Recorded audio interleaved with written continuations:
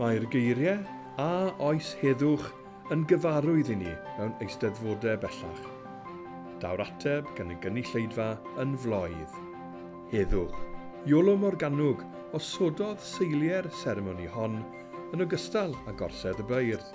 Symudodd i Lundain ac yn ystod y cyfnod hwn, y trefnodd y cyfarfod cyntaf o orsedd y beirdd yn 1792 ar Fryn y Briallu. Mae'n bosib mae Iolo Morgannwg, sair maen wrth i alwedigaeth, adferodd y Penaclau Cain ar dŵr ochr orllewinol eglwys Ioan Fydyddiwr, oddi ar yr Ais.